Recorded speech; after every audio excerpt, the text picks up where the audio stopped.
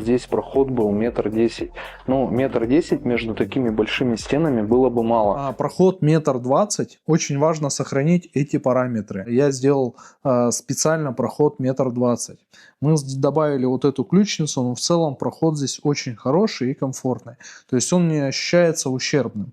Он ощущается очень просторным, и мы вот также идем здесь, я тоже вот прям вымерял специально 1,20 м, вот в этом промежутке, чтобы здесь выходить и уже в кухню-гостиную комфортно.